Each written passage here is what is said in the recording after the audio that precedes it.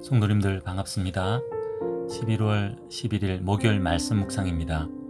오늘 묵상 본문은 사사기 5장 19절에서 마지막 31절 말씀입니다. 어제 이어서 하나님을 찬양하는 드보라와 바락의 노래가 이어집니다. 오늘 본문에서는 이스라엘을 돕지 않은 메로스 주민을 저주하고 도운 헤벨의 아내 야엘은 축복합니다. 그리고 적장 시스라의 어머니와 시녀들의 헛된 기대를 애처롭게 노래하고 있습니다. 먼저 본문 19절에서 22절 말씀입니다. 적군의 패배를 노래합니다. 하나님이 역사하셔서 이기게 되었다고 노래합니다. 19절에서 가나안 왕들이 싸웠다는 표현은 이스라엘을 치러 온 이들이 야빈 왕의 군대뿐만 아니라 가나안 북부 여러 왕들의 군대가 함께 온 것임을 알게 합니다. 하나님의 백성들을 치기 위해 온 이방 족속들이 연합하고 있습니다. 하지만 하나님께서 함께 하시니 어떤 노량물도 취하지 못했다고 노래합니다. 하나님이 함께 하심을 드보라는 별들이 하늘에서부터 싸웠다는 표현으로 노래합니다. 특별히 21절에서 기손강 전투에서 이스라엘이 승리한 이유를 구체적으로 밝힙니다. 철병거를 이끌고 온 시스라의 군대가 기손강에서 표류했다고 합니다. 이때는 건기라서 강물이 말랐을 시기인데 갑작스런 폭우로 기손강이 범람하고 강가는 진창이 되어 철병거가 물에 잠기고 진흙에 빠져 아무런 힘도 발휘하지 못하게 되었던 것 같습니다. 그래서 적군들은 도망가기 바빴습니다. 그 상황을 22절은 이렇게 노래합니다. 그때에 군마가 빨리 달리니 말굽소리가 땅에 울렸도다.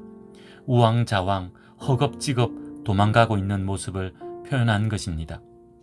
이스라엘을 치러 수많은 적들이 가장 좋은 무기를 들고 나왔지만 하나님께서 함께 하시니 순식간에 상황은 역전되고 말았습니다.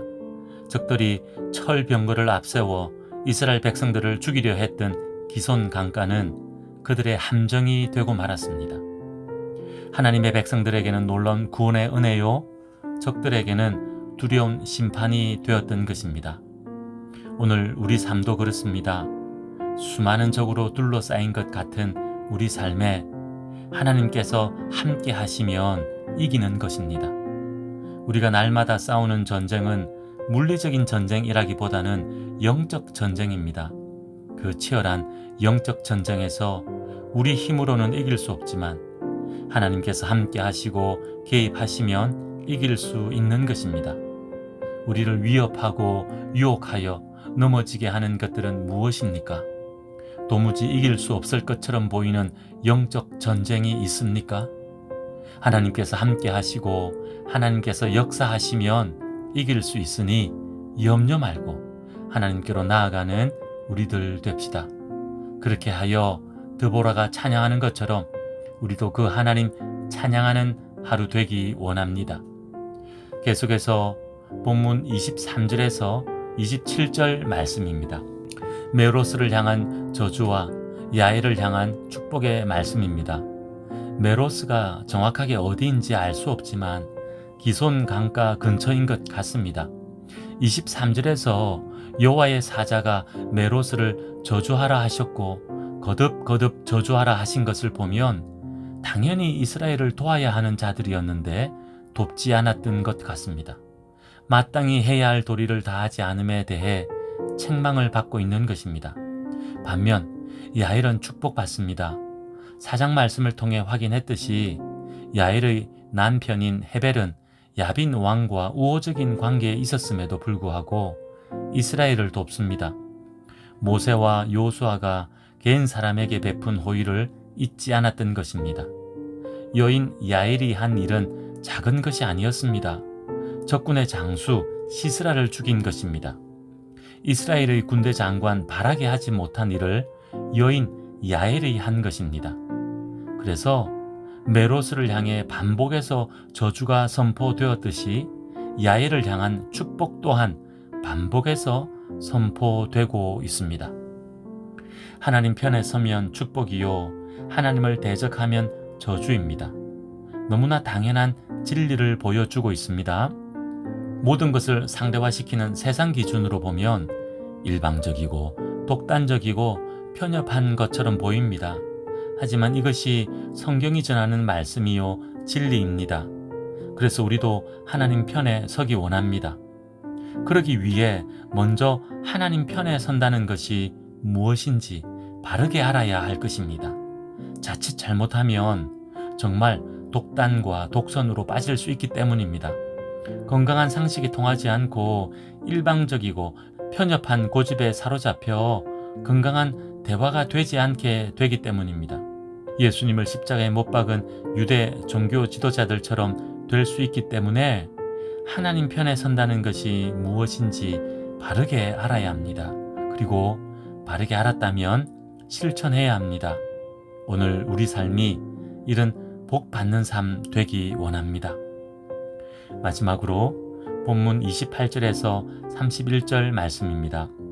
시스라의 어머니와 시녀들의 헛된 기대를 애처롭게 노래합니다. 시스라의 죽음을 알 리 없는 어머니는 그가 돌아오기만 기다립니다. 아무리 기다려도 그의 철병거는 보이지 않습니다. 시녀들은 헛된 기대를 부추깁니다. 노략물을 나누고 노략한 처녀들을 데리고 오기에 늦는 것이라고 기대를 부추깁니다. 전쟁에 승리하여 계승 장군이 되어 돌아올 것이라고 기대합니다. 하지만 이 모든 것은 헛된 기대일 뿐입니다. 시스라는 죽었고 전쟁에는 패했습니다.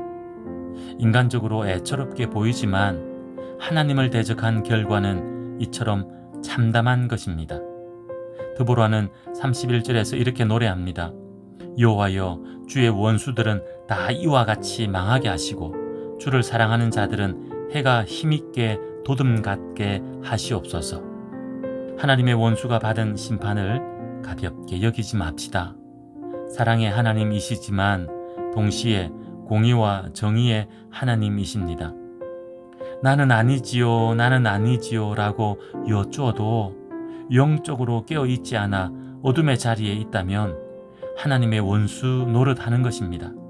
그러니 영적으로 깨어있어 하나님의 뜻 깨달아 뜻대로 살아가는 우리들 되기 원합니다. 기도하겠습니다. 하나님 아버지, 하나님의 백성들은 구원받고 하나님의 원수는 심판받습니다. 하나님의 은혜와 하나님의 공의가 이루어집니다. 저희들 하나님 앞에 영적으로 깨어있게 하셔서 하나님의 백성답게 살게 하옵소서. 이름만 그리스도인이 아닌 삶으로 예수님의 향기를 바라는 우리들 되게 하옵소서. 그리하여 약속하신 복을 누리는 오늘 하루 되게 하옵소서. 예수님의 이름으로 기도하옵나이다. 아멘. 오늘은 우리 이웃을 위해 기도하는 날입니다. 사랑하는 성도님들과 이웃들을 위해 기도합시다. 우리의 기도에 도움이 필요한 이웃들이 많이 있습니다. 그들의 신음소리를 외면하지 말고 우리의 기도를 통해 그들의 눈물을 닦아주는 오늘 하루 됩시다. 오늘도 믿음으로 승리하십시오.